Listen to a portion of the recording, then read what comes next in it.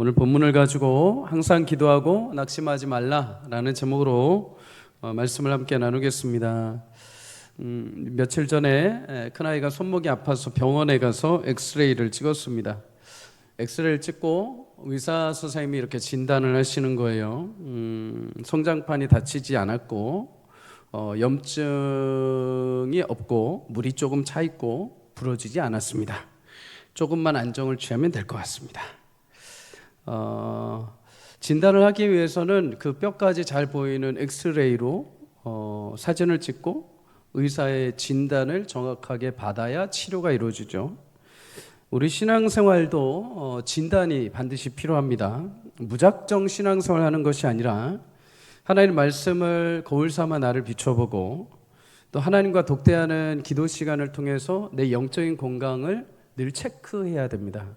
체크하지 않으면 내가 스스로 속습니다. 내가 영적인 질병이 들었고 내가 지금 잘못된 길을 가고 있는데 내가 아무렇지 않다고 스스로 착각을 하는 거죠. 성장은 내가 잘하고 있는지, 어디가 병들어 있지는 않은지, 아니면 혹시 영적으로 내가 어디 통증에 있지 않은지를 늘 우리는 진단해야 됩니다. 하나님은 우리가 기도하는 시간에 단지 기도 응답만 하시는 것이 아닙니다. 우리의 영혼을 하나하나 세세하게 돌보시고 우리의 영혼을 점검하십니다. 그래서 마음이 상한 자가 있다면 위로를 받게 하시고, 갇힌 자가 있다면 풀림을, 노임을 받게 하시고, 용기를 잃은 자가 있다면 성령의 거룩한 은혜로 믿음으로 다시 회복시켜 주십니다. 기도는 나를 창조하신 참 의사요 치료자이신 하나님 앞에 나를 비추고 그래서 점검받는 시간이기도 하죠. 출애굽기 15장 26절에 나는 너를 치료하는 여호와라 라고 말씀하십니다. 여호와 라파, 치료하시는 하나님, 고치시는 하나님, 새롭게 하시는 하나님. 하나님이 여러분 기도하는 그 시간에 여러분의 육체의 건강뿐만 아니라 영적인 건강도 하나님이 치료하시고 새롭게 하시는 은혜가 있기를 주의 이름으로 축복합니다. 교회와 성도는 기도를 쉬어서는 안 됩니다. 교회가 기도가 멈추면은 엔진이 멈추는 것과 같습니다. 고급 자동차가 집에 있다고 해서 아무리 내가 자랑을 해도 그 차의 엔진이 망가져 있으면 그냥 내 집에 값비싼 고철이 있는 것과 같습니다. 교회가 그럴듯하게 세워져 있다 하더라도 정작 기도하지 않는 교회는 어떤 능력도 어떤 영향력도 발휘할 수 없습니다. 살아있는 것 같지만 죽어있는 것과 같죠. 그러나 교회는 기도하면 살게 됩니다. 다시 뜨거워집니다. 요한계시록 3장에 보면 소아시라 7교회를 향해서 예수님이 이 시대의 교회를 향해서 빗대어서 말씀을 하신 게 있죠. 7교회를 향해서 말씀하신데 2교회는 칭찬을 받고 5교회는 핀잔을 받습니다. 그 중에 하나가 라오디게아 교회이죠. 라오디게아 교회는 어떤 특징이 있었는가? 요한계시록 3장 15절을 함께 읽어봅니다. 시작. 내가 내 행위를 아노니 내가 차지도 아니하고 뜨겁지도 아니하도다. 내가 차든지 뜨겁든지 하기를 원하노라. 아멘. 차갑든지 뜨겁든지 미적지근하다는 것입니다. 여러분, 무더운 날, 여름날 가장 먹기 힘든 물이 무슨 물이냐면 미지근한 물입니다. 시원하면 시원한 대로 벌컥벌컥 들이마실 수 있습니다. 뜨거우면 이열치열하면서 라면에라도 넣어서 뜨겁게 펄펄해서 먹을 수 있습니다. 그런데 이것도 저것도 아닌 미적지근한 물에 라면을 한번 삶아 보셨습니까? 진짜 맛이 없죠. 그래서 3장 16절에 하나님은 미지근할 때 내 입에서 너를 토하여 낼 것이다 라고 말씀하십니다. 여러분, 하나님도 미지근한 교회는 별로 좋아하지 않으십니다. 교회가 없이 차가워지고 냉랭한 교회를 별로 기뻐하지 않으십니다. 교회는 그래서 차가워지면 절대 안 됩니다. 미지근해져서도 절대 안 됩니다. 뜨거워야 됩니다. 영혼에 대한 마음, 하나님 역사에 대한 갈망, 복음에 대한 소망이 뜨겁게 불같이 일어나야 됩니다.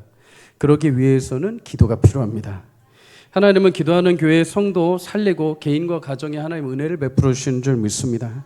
오늘 이 밤에 기도할 때 우리의 식어진 영적인 야성 회복되기를 주 이름으로 축복합니다. 교회가 살고 성도가 살고 가정이 살 수 있는 유일한 방법은 기도하는 것입니다. 기도할 때 성령께서 여러분의 마음을 붙잡으시고 여러분의 식어져 있던 영혼의 갈망과 영적인 질병들을 치유하셔서 다시 영적으로 회복되는 귀한 은혜가 있기를 주의 이름으로 축복합니다. 여러분, 성경에 보면 특별히 그 앞에 항상이란 단어가 붙은, 항상이란 수식어가 붙은 말씀이 있습니다. 세 가지가 대표적으로 나옵니다. 데살로니가전서 5장 16절에 항상 기뻐하라. 5장 18절에 범사에 감사하라. 범사라는 것은 모든 일입니다. 모든 일. 모든 일이라는 것은 항상이죠. 항상 감사하라. 그리고 오늘 본문 1절의 말씀처럼 항상 기도하라. 항상 기뻐하라. 항상 감사하라. 항상 기도하라. 성경에 보면 항상이란 단어 뒤에 이 세 가지가 항상 따라 붙습니다. 어떤 상황에서도 어떤 일 가운데서도 늘 기뻐하고 감사하고 기도하라라는 것입니다. 그런데 여러분, 늘 기뻐할 수 있습니까? 늘 감사할 수 있습니까? 늘 기도할 수 있습니까? 쉽지 않죠. 여러분, 쉽지 않은 이유가 뭘까요? 기뻐하고 감사하고 기도해야 하는 기준을 나에게 두면 어렵습니다. 내 현실에 두면 어렵습니다. 내 환경에 기반을 두면 기뻐할 거리 없습니다. 내 가족에 기반을 두면 감사할 거리 없습니다. 나한테 기준을 두면 나 기도할 힘이 없습니다.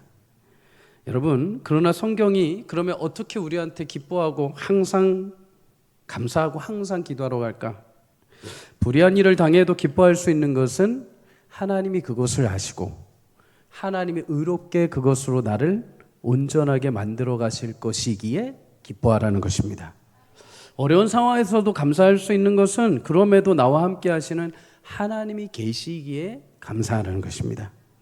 이런저런 현실 속에서도 기도할 수 있는 것은 나의 간구를 들으시고 응답하시는 하나님이 계시기에 포기하지 말고 항상 기도하라는 것입니다. 늘 항상 기뻐하고 감사하고 기도하라는 것은 어떤 상황에서도 현실에서도 하나님이 너와 함께 하시기에 기뻐하고 감사하고 기도할 수 있다는 것이죠. 사랑하는 여러분, 주님으로 인해 기뻐하고 감사하고 기도를 들으시고 응답하시는 하나님으로 인하여 기도할 수 있기를 축복합니다. 항상 기뻐하고 감사하고 기도한다는 것은 그만큼 어떤 상황에서도 항상 하나님이 나와 함께 하신다는 것, 너는 어떤 현실 가운데서도 그 하나님을 항상 신뢰하라는 것입니다. 하나님을 향한 믿음의 깊이가 깊어질수록 그래서 성도는 기뻐하게 되고 감사함으로 기도의 자리에 나오게 됩니다. 어떻게 보면 이 세 가지는 다 연결되어 있죠. 기도하면 우리는 하나님이 채우시는 내면의 평강을 얻게 됩니다. 즐거움을 얻게 됩니다.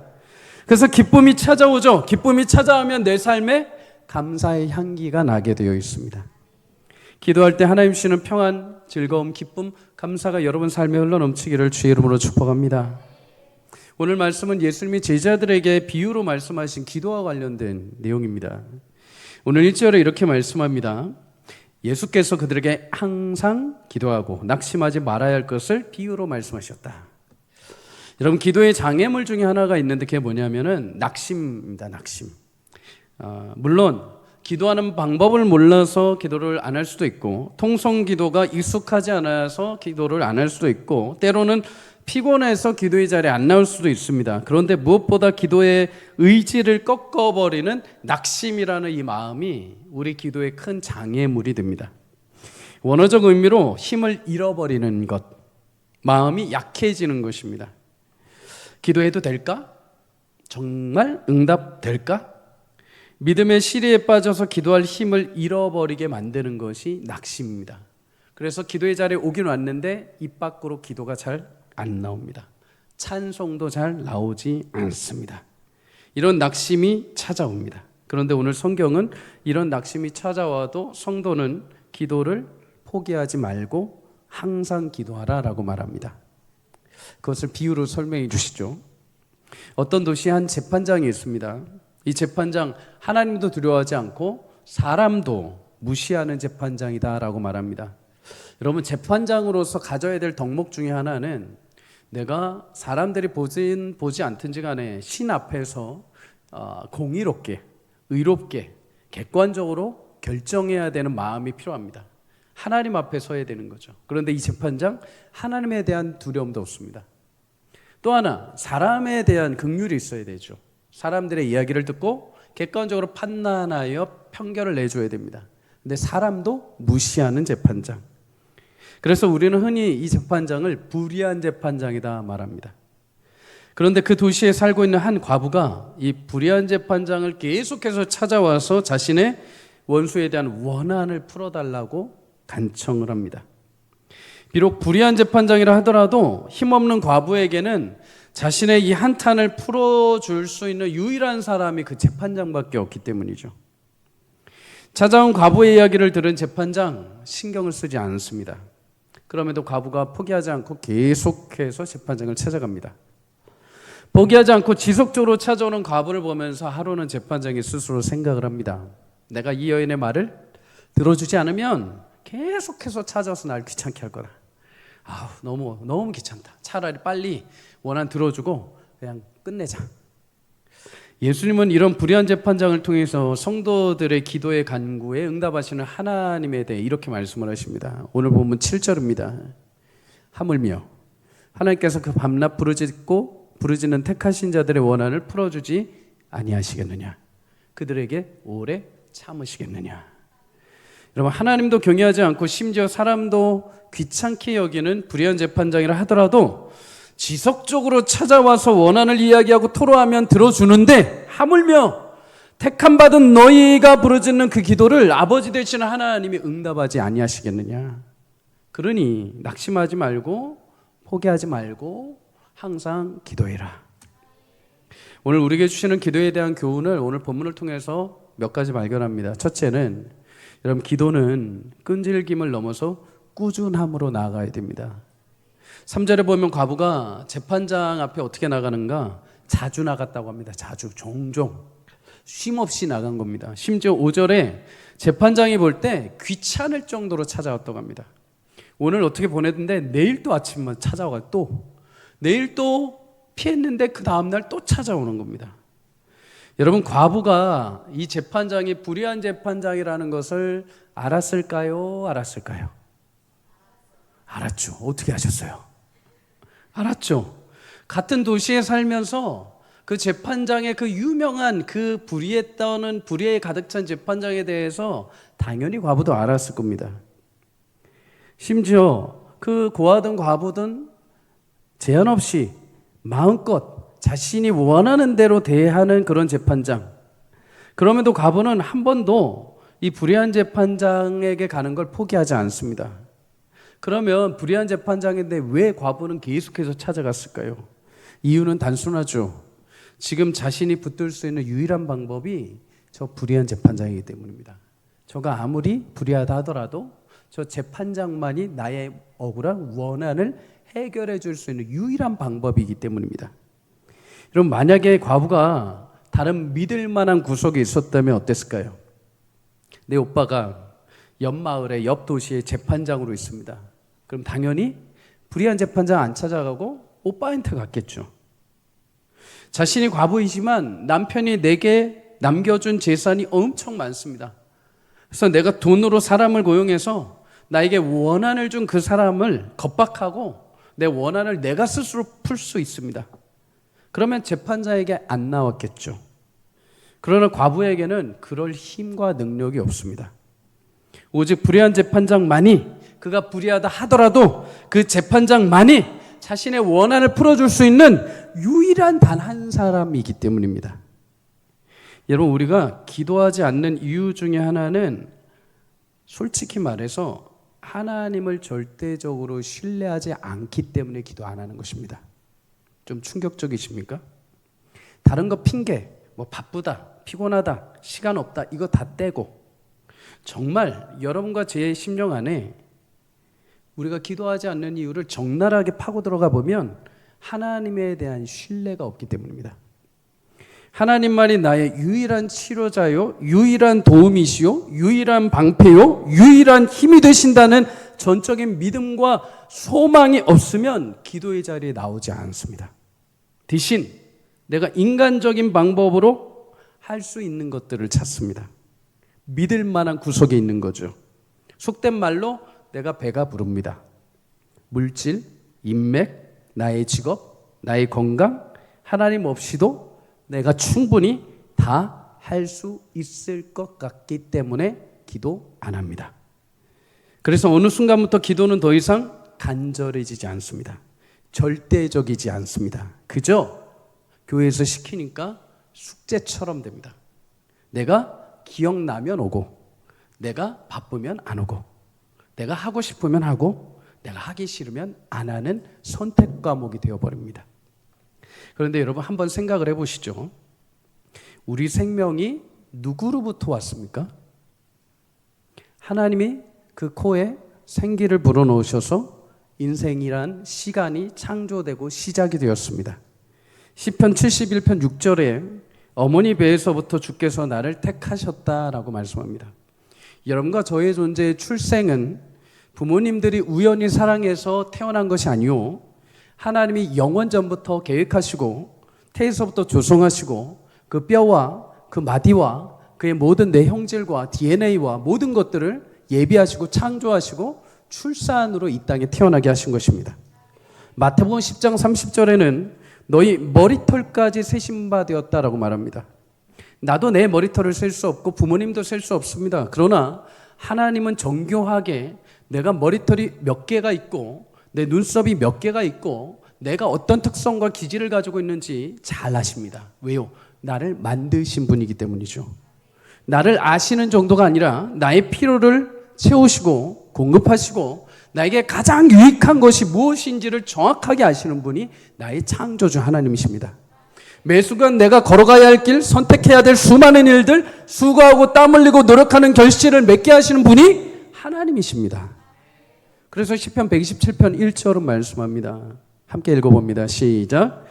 여호와께서 집을 세우지 아니하시면 세우는 자의 수고가 헛되며 여호와께서 성을 지키지 아니하시면 파수꾼에 깨어 있음이 헛되도다. 아멘. 나의 모든 수고, 나의 모든 깨어 있음에 대한 합당한 결실을 주시는 분이 하나님이라는 것입니다. 내가 아무리 수고하고 내가 아무리 깨어 있어도 하나님이 없으면 그게 헛된 것이라는 거죠. 하나님만이 모든 일을 그렇게 완성하시고 내 수고를 합당한 결실로 맺을 수 있는 선을 이루시는 분이십니다. 그런데 우리가 이런 하나님을 언제 망각해버리는가? 배가 부르면, 내가 좀 능력이 있고 실력이 생기면, 하나님 없어도 내가 좀 살 수 있을 것 같다라는 오만한 마음이 들기 시작하면 그때서부터는 이제 기도 안 합니다. 그래서 하나님이 어떻게 하십니까? 종종 여러분과 저를 잘 아셔서 기도의 자리에 나올 수 있도록 고난을 주십니다. 힘든 일을 겪게 하십니다. 어려운 순간을 맞이하게 하십니다. 하나님을 찾는 것이 복이요, 하나님을 만나야 산다는 것을 알게 하시는 거죠. 그래서 지혜서인 잠언을 보면 잠언은 이렇게 말씀합니다. 잠언 30장 7절에서 9절을 함께 읽어봅니다. 시작. 내가 두 가지를 주께 구하였사오니 내가 죽기 전에 내게 거절하지 마시옵소서. 곧 헛된 것, 헛된 말, 거짓말을 내게서 멀리하옵시며 나를 가난하게도 마시옵고 부하게도 마옵시고 오직 필요한 양식으로 나를 먹이시옵소서. 혹 내가 배불러서 하나님을 모른다, 여호와가 누구냐 할까 하오며 혹 내가 가난하여 도둑질하고 내 하나님의 이름을 욕되게 할까 두려움이니이다. 아멘. 내가 너무 부유해서, 내가 배가 불러서 하나님을 외면하지 않도록, 반대로 내가 너무 굶주려서 내 삶은 왜 이래요 하면서 하나님을 원망하고 떠나지 않도록 하나님 그때그때 필요한 양식으로 내를 채우시고 나와 함께 하시고 나를 인도해 주십시오. 사랑하는 여러분, 내 생명의 주관자는 하나님이요 나의 모든 수고와 땀과 열매를 거두시는 분이 하나님이심을 믿으시길 축복합니다. 우리 자녀들의 인생의 미래를 지도하고 이끄시는 분은 하나님이십니다. 죄송하지만 학원이 아닙니다. 죄송하지만 어디 특별한 과외 선생님이 내 자녀 미래 책임져 주지 않습니다. 그런데 너무나 답답하고 너무나 아쉬운 일은 뭔지 아십니까? 자녀들에 대한 기도 제목은 참 많이 올라옵니다. 그런데 정작 본인은 기도하러 오지 않으십니다. 아이러니하죠. 여러분, 여러분이 밥을 지어 드시기를 바랍니다. 교회는 마땅히 성도들을 위해, 서로를 위해서 기도합니다. 그런데 때로 엽상에 차려진 밥에 자기 숟가락만 얹는 사람들이 있습니다. 당신이 기도해서 내가 삽니다. 당신이 기도해서 제가 이렇게 됐습니다. 그런데 정작 자신은 기도하지 않습니다. 기도를 도둑질하는 거죠. 사랑하는 여러분, 여러분이 하나님 앞에 나와 기도하기를 주의 이름으로 축복합니다. 걱정만 하지 말고 염려만 하지 말고 문제가 있으면 나의 창조주요 내 자식의 주인 되시는 하나님 앞에 나와 기도하십시오. 염려할 시간에, 세상의 방법 찾을 시간에 하나님 앞에 기도할 때 하나님께서 내가 돌아가야 될 길보다 더 빠른 길로, 하나님이 예비하신 길로 우리를 걸어가게 하시는 놀라운 인생의 주인으로서의 역할을 해주실 줄 믿습니다. 생명의 주관자 되시는 하나님, 우리 자녀들의 인생을 하나님 그렇게 이끌어 가실 것입니다. 어려운 일, 고난이 찾아올 때마다 여러분 하나님을 자꾸 구하십시오. 포기하지 말고 끈질기게 기도하십시오. 그런데 그와 동시에 여러분 끈질김을 넘어서 꾸준히 기도해야 됩니다. 여러분 어려움이 찾아오면 누구라도 80% 90% 이상은 교회 나와서 기도합니다. 그래서 새벽에 이렇게 딱 보면 안 나오시던 분들이 종종 나오면 그때부터 마음이 철렁합니다. 무슨 일이 있으시나. 그러나 내 마음이 평안하고 모든 일이 잘 될 때 더욱 하나님을 찾고 구하기를 바랍니다. 그것은 끈질김이 아니라 꾸준함입니다. 꾸준히 기도하는 성도들의 특징이 무엇인가? 슬픈 일이 와도, 즐거운 일이 와도, 어려운 일이 와도, 기쁜 일이 와도 그냥 나옵니다. 그냥 기도합니다. 그것은 기도 제목을 넘어서 하나님을 만나러 나오는 거죠. 아버지 하나님이 너무 좋고 아버지 하나님과 기도하는 시간이 나에게는 쉬는 시간입니다. 세상 사람들은 힐링이라는 시간을 밖에 나가서 맛있는 것 먹고 여행 다니고 좋은 걸 보면서 힐링이라고 하는데, 성도들에게 영적인 힐링은 하나님 앞에 기도할 때, 하나님이 하늘로부터 오시는 나를 만져주시고 나를 사랑하신다는 그 기도의 시간을 통해서 내 영혼이 소생하게 되는 겁니다. 회복되는 것이죠.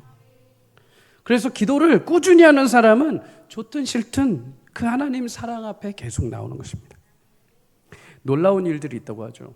수능 시험이 임박하면 우리 교회는 아니지만 많은 부모님들이 한 달 전부터 새벽 깨우고 금요기도를 깨웁니다. 그런데 신기하게도 딱 수능이 끝난 그 다음 주부터 약속이라도 한 듯이 다 빠져나가십니다. 루터라는 신학자, 그가 이런 말을 했습니다. 그리스도인의 직업은 기도하는 것이다. 여러분, 우리는 꾸준히 일터로 나갑니다. 직장으로 나갑니다. 학교로 갑니다. 왜 그런가? 그것이 나의 직업이고 나의 사업장이고 나의 신분이기 때문이죠. 그런데 성도도 마찬가지입니다. 어른이든 아이든 모두가 예수님을 나의 구주로 믿고 영접하고 그리스도인이 되었다고 하는 그 순간부터 하나님이 우리에게 주신 반드시 해야 할 직업과도 같은 일이 있는데, 그것은 일상에서 하나님과 친밀하게 만나는 기도입니다. 기도. 여러분, 힘들고 어려울 때 끈질기게 인내함으로 기도하시길 바랍니다. 평온할 때 꾸준히 하나님 앞에 더욱 기도하기를 바랍니다. 어려움이 있을 때나 평안할 때나 언제나 하나님이 나의 주요, 내 삶의 주인 되심을, 내 아버지 되심을 기도를 통해 고백할 수 있기를 바랍니다. 내가 어려운 순간만 기도하러 나오면 하나님 대하는 모습이 딱 기도 응답해 주시는 분으로 끝납니다. 내가 기쁠 때나 슬플 때나 좋을 때나 나쁠 때나 항상 기도의 자리에 나온다는 것은 내 전 인생이 하나님 손에 있고 내 인생의 주인이 하나님이라는 믿음의 고백인 것이죠. 여러분, 우리 교회는, 그래서 저는 사실 특별 기도회, 지난번에도 말씀드린 것처럼 특별이라는 자를 별로 좋아하지는 않았습니다. 특별이면 특별 때는 나오는데 특별히 지나고 나면 안 나옵니다. 그 뒤부터. 우리는 매일이 특별히 되어야 될 줄 믿습니다. 매일 내가 무슨 일이 있든 없든지 간에 하나님 앞에 나와서 기도할 때 하나님 그 신실한 기도의 모습을 통해 응답하시는 은혜를 주실 줄 믿습니다. 두 번째로, 기도는 하나님 응답의 때를 기다리는 것까지 기도에 포함이 됩니다. 기도는 내가 던지는 것이 아니라 하나님 앞에 기도하고 하나님이 응답하시는 그 때까지 기다리는 것이 기도에 모두 포함이 되는 거죠. 기도할 때 우리에게 찾아오는 낙심 중에 또 다른 원인은 기도 응답이 더디다는 것. 기도해도 안 되는 것 같고 기도해도 응답을 안 하시는 것 같이 느껴질 때 낙심되고 기도를 그냥 포기해버립니다. 몇 번 하고 안 해버리는 거죠. 그러나 여러분, 내가 생각한 때와 하나님이 생각한 때는 전혀 다릅니다. 하나님이 정하신 때, 하나님이 약속하신 시간, 하나님이 응답하시는 역사의 순간이 있습니다. 아브라함에게 하나님이 75세 때 아들 이삭을 낳을 거라고 약속을 해주셨습니다. 그런데 이 이삭을 낳기까지 25년이라는 시간이 걸렸습니다. 모세도 이스라엘 백성들을 이끌어가는데 애국 왕자의 자리, 젊은 날 40세 때 그가 바로 이스라엘 백성들을 이끌지 않습니다. 오히려 미디안 광야로 가서 무명의 목자로 40년의 시간을 보내고 나서야 하나님 그를 불러다가 이스라엘 백성들을 이끌어가게 하십니다. 다윗도 왕으로 기름 부음을 받지만 수년 동안 광야에서 피해 도망을 다녀야 했습니다. 그 시간들을 지나서 하나님이 정하신 때, 하나님이 계획하신 그때에 맞추어 하나님의 일들을 온전히 성취하십니다. 하나님의 응답의 때가 따로 있다는 거죠. 자식 때문에 매일 눈물로 기도한 한 어머니가 있습니다. 그녀의 이름은 모니카입니다. 모니카에게는 아들이 하나 있습니다. 이 아들, 그런데 젊은 시절 방탕한 삶을 살고 잘못된 사상, 미신에 빠지고 이단 사상에 빠졌습니다. 모니카가 아들을 위해서 매일같이 눈물로 기도했습니다. 하루는 너무 낙심이 되고 응답이 더뎌서 당시 로마 밀라노 주교였던 암브로시오스라는 주교를 찾아가서 아들 문제로 상담을 했습니다. 하염없이 이야기하면서 눈물만 흘리고 있던 이 모니카 어머니에게 암브로시오스가 이런 말로 위로를 합니다. 이처럼 많은 눈물을 흘리는 아들이 망하는 일은 있을 수 없습니다. 이 말 여러분 많이 들어보셨죠? 이게 원어적 의미입니다. 이처럼 많은 눈물을 흘리는 아들이 망하는 일은 있을 수 없습니다. 이거를 한국말로 의역을 했을 때 어머니가 눈물로 기도하는 자녀들은 결코 망하지 않습니다. 그렇게 30년 가까이 모니카는 자식을 위해서 눈물로 기도를 합니다. 그리고 마침내 그 아들이 죽게 돌아오게 됩니다. 그리고 부활절에 암브로시우스 교주에게 세례를 받죠. 이 아들이 그 교회사의 가장 위대한 신학자라고 불리는 어거스틴입니다. 어거스틴. 어머니와 암브로시우스의 대화를 이 어거스틴인 자신이 나중에 자신의 신앙의 고백록에 이 이야기를 담아냈습니다.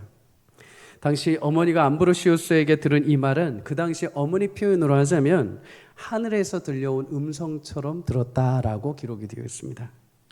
사랑하는 여러분, 하나님은 하나님을 향한 간절한 눈물의 기도에 응답하시는 분인 줄 믿습니다. 갈라디아서 6장 9절은 말합니다. 우리가 선을 행하되 낙심하지 말지니 포기하지 아니하면 때가 이름에 거두리라. 아멘. 선이라는 것은 선하고 아름다운 것도 있지만 하나님 보시기에 선입니다. 하나님 보시기에 옳고 하나님 보시기에 합당한 행동을 말하는 거죠. 하나님이 성도의 인생을 바라볼 때 가장 기뻐하시고 가장 합당하게 여기시는 게 무엇인가? 기도이죠. 기도하되 낙심하지 않고 포기하지 아니하면 하나님의 때가 되어 반드시 거두게 될 것이다. 그래서 데살로니가전서 5장 17절은 쉬지 말고 기도하라고 하십니다. 여러분, 기도를 계속해라. 비가 오든 바람이 불든 몸이 피곤하든 마음에 낙심이 찾아오든 응답이 더디든 기도를 멈추지 말라는 것입니다. 여러분, 힘들면 힘든 대로 기도하십시오. 응답이 더디면 더딘 대로 기도하십시오. 하나님은 우리의 모든 필요를 채워주실 가장 적절한 때를 아십니다. 때로는 오랫동안 기다리기도 합니다. 우리는 그 시간 동안 포기했다가 다시 또 기도하고 또 포기했다가 기도하기를 반복하는 것 같습니다. 그럼에도 여러분 기억하십시오. 만약 여러분이 하나님의 뜻대로 하나님의 뜻을 따라 구했다면 안심하십시오. 그것을 하나님의 때에 반드시 하나님이 이루실 것이기 때문입니다. 여러분이 준비되고 여러분의 자녀가 준비되고 하나님도 보시기에 이제 준비가 되었다라고 판단하실 때 가장 알맞을 때 하나님 그 계획에 귀하게 응답하시고 역사하실 것입니다. 사단이 제일 무서워하는 사람은 기도하는 사람입니다. 기도하는 어린이 하나가 있다 하더라도 기도하는 성도 한 명이 있다 하더라도 사단은 꿈쩍하지 않습니다. 사단은 큰 목소리에 두려워하지 않습니다. 사단은 우리가 퍼포먼스하고 큰 집회를 대형 집회를 이루어가지고 뭘 한다고 해서 쫄지 않습니다. 그런데 사단은 유일하게 기도하는 사람으로 두려워합니다. 그래서 사단은 우리에게 기도의 자리를 쉽게 내주려고 하지 않습니다. 기도를 굉장히 편협하게, 굉장히 가십적인 것으로 만들어버리고도 합니다. 그러나 여러분, 기도는 하나님이 성도들에게 주신 유일한 하나님과의 대화의 창구요, 우리가 힘들고 어려울 때 유일하게 포기하지 않고 간구하여서 응답받을 수 있는 하나님의 귀한 비밀스러운 보물과 같은 것을 꼭 기억하시기를 주의 이름으로 축복합니다. 마지막으로 주신 교훈이 있습니다. 여러분, 기도는 나의 믿음을 지키는 자리입니다. 오늘 8절을 함께 읽어봅니다. 시작. 내가 너에게 이르노니 속히 그 원한을 풀어주시랴. 그러나 인자가 올 때에 세상에서 믿음을 보겠느냐 하시니라. 아멘. 여러분, 예수님 이 말씀, 마지막 말씀은 아쉬움과 안타까움이 동시에 묻어나죠. 쉽게 풀어보자면 이렇습니다. 불의한 재판관이라 하더라도 과부가 지속적으로 와서 요청을 했을 때 그도 마음을 움직여서 그의 요청을 들어주지 않느냐. 하물며 선하신 분, 의로우신 분, 공의로우신 분, 사랑 많으신 분, 인애하신 분, 그 하나님이 너희 기도를 들으시고 당연히 응답하지 아니하시겠느냐. 그러나 인자, 곧 나 예수가 이 세상에 다시 올 때에 낙심될 일이 많을 텐데, 너희들의 그 인생 속에 낙심될 일이 많을 텐데 끝까지 믿음을 지키고 기도의 자리를 지키는 사람이 과연 내가 오는 그날 몇 명이나 있겠느냐. 굉장히 가슴 아픈 예수님의 말씀이죠. 시간이 갈수록 뭐라는 것입니까? 성도들이 기도를 잃어버리고 기도의 자리를 빼앗길 수 있는 위험들이 많이 있다는 겁니다. 그리고 그 기도의 자리를 빼앗겨서 기도를 멈춰버리고 포기해버리는 사람들이 많을 거라는 거죠. 누가복음 8장에 보면 씨 뿌리는 비유의 말씀처럼 환난과 유혹 때문에 믿음의 뿌리가 내리지 못하고 낙심하고 말라버리고 자라지 못해버리는 겁니다. 기도의 가치, 기도의 특권, 기도의 소망을 잃어버리는 것.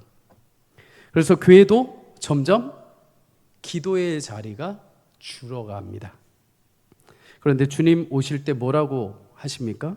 주님이 오셔서 가장 먼저 뭐를 보신다고 하십니까? 끝까지 포기하지 않고 그럼에도 믿음을 지켜 기도하는 자.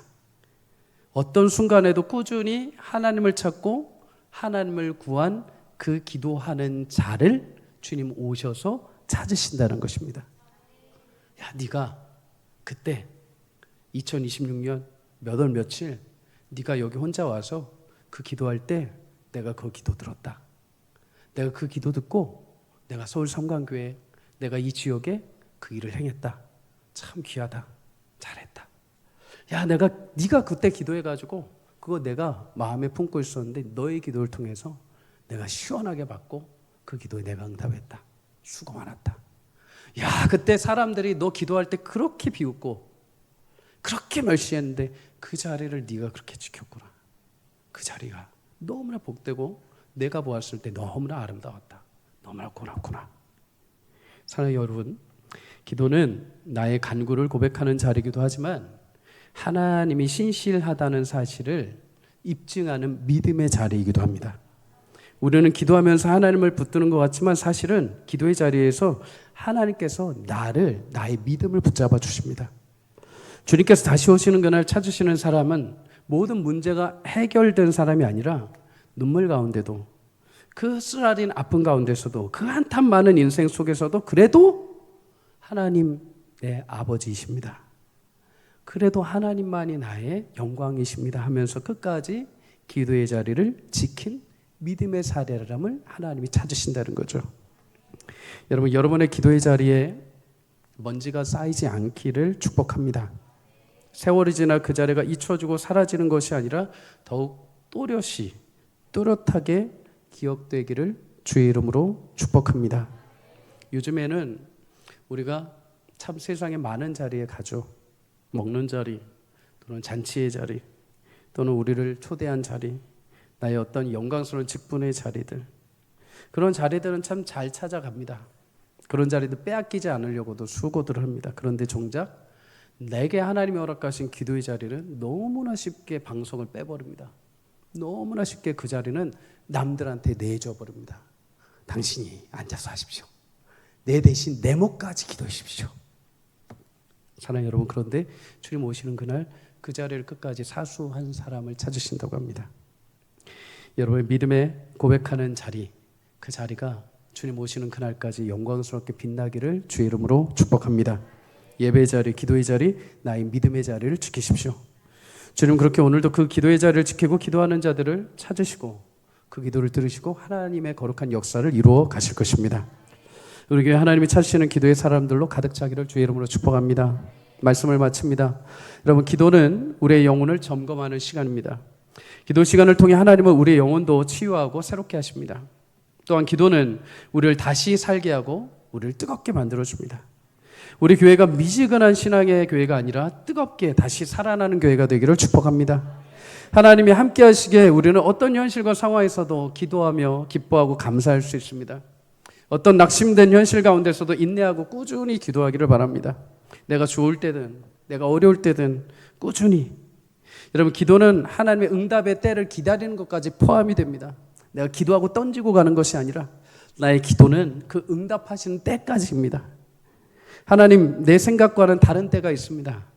하지만 하나님이 우리의 뜻, 우리의 간구대로 우리가 하나님의 온전한 뜻대로 기도했을 때 하나님 뜻하신 시간에 맞추어서 반드시 아름답게 거두게 하시는 은혜를 베풀어 주실 것입니다. 눈물의 기도를 하나님 헛되지 않게 하시고 눈물의 기도를 눈물의 기적으로 바꾸어 버리실 것입니다. 하나님 마지막 날 오실 때 그렇게 찾고 찾는 기도의 사람들이 우리 서울삼강교회 가득가득 넘쳐나기를 주의 이름으로 간절히 축복합니다.